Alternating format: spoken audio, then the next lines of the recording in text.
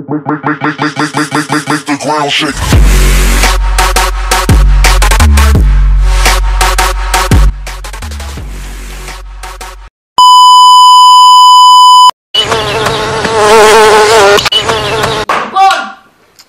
Μισή ώρα την κυνηγούς. Τέλος πάντων.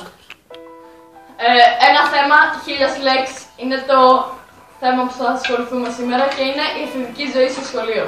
Έχουμε εδώ πέρα την χαρούμενη πλευρά του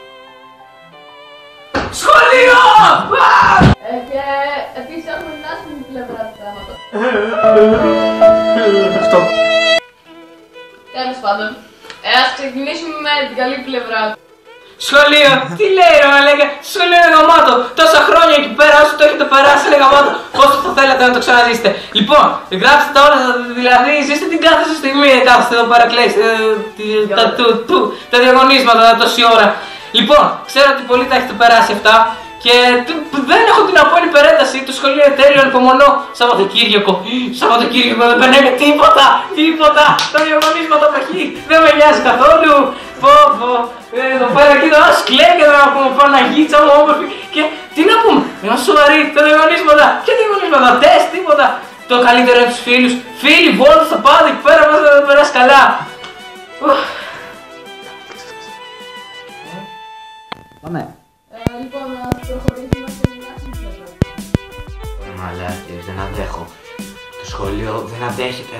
Ώρα, δευτερόλεπτο να περάσει, να βγω διάλειμμα για να ξαναμπω μες στην τάξη και να ξαναξεσκιστώ στο μάθημα. Οι καθηγητές δεν καταλαβαίνουν τίποτα. Σου πετάνε διαγωνίσματα όλη την ώρα για να σε αναγκάσουν να γράψεις 5 και να έχεις πάλι την κρύα με τους γονείς σου.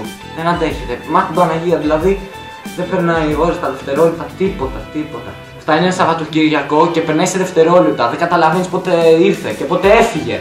Έρχεται καλοκαίρι, περνάς με τους φίλους σου κάποιες ωραίες στιγμές και ξαναφεύγουν. Μα γιατί. Δεν αντέχω άλλο. Ζω σε μια χώρα με άθλιο κόσμο. Γιατί. Αυτό ήταν το βίντεο, παιδιά. Ελπίζω να σας άρεσε. Αφήστε μας στα σχόλια σε ποια κατηγορία ανήκετε. Και κάντε ένα like αν σας άρεσε. Κάντε και ένα comment έτσι. Και ένα share για να το μοιραστείτε με τους φίλους σας. Και μην ξεχάσετε να κάνετε subscribe.